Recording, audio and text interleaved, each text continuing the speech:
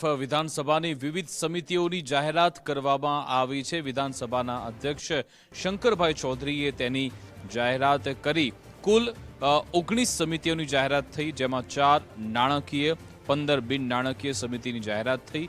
જાહેર હિસાબ સમિતિ, પંચાયત રાજ સમિતિની જાહેરાત, અંદાજ સમિતિ, જાહેર સહાય સમિતિની બિનહરીફરણી થઈ। સમિતિના અધ્યક્ષ અને સમિતિના સભ્યો હાજર થયા। સીજે ચાવડાને અંદાજ સમિતિના ચેરમેન બનાવ્યા। જાહેર સાહસની સમિતિના પ્રમુખ તરીકે રમણલાલ વોરાની પસંદગી। જાહેર હિસાબ સમિતિના ચેરમેન તરીકે પંકજભાઈ દેસાઈની નિમણૂક। પંચાયતી રાજ સમિતિના ચેરમેન તરીકે ઉદયભાઈ કાનગડની નિમણૂક થઈ। અંદાજ સમિતિની અંદર જે માન્ય સભ્યશ્રીઓ ચૂંટાયા છે તેમાંથી ડોક્ટર સીજે ચાવડા, જેમને અંદાજ સમિતિના ચેરમેન તરીકે નિમણૂક કરવાનો નિર્ણય કર્યો છે।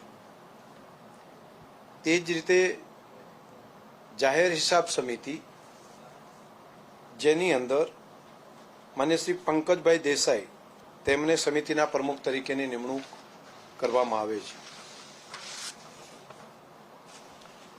જાહેર સાહસો માટેની સમિતિ,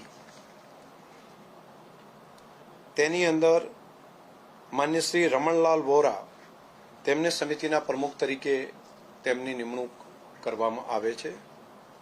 અને પંચાયતી રાજ સમિતિ, જેના ચેરમેન તરીકે શ્રી ઉદયભાઈ કાનગડ, તેમને સમિતિના પ્રમુખ તરીકેનું તેમની નિમણૂક કરવામાં આવે છે। આ તરફ વિધાનસભાની જાહેર હિસાબ સમિતિના ચેરમેનની નિમણૂક થઈ। નડિયાદના ધારાસભ્ય પંકજ દેસાઈ પીએસીના ચેરમેન બન્યા। વિધાનસભાના અધ્યક્ષ શંકર ચૌધરીએ જાહેરાત કરી। પંચાયતી રાજ સમિતિના અધ્યક્ષ રહી ચૂક્યા છે પંકજભાઈ દેસાઈ।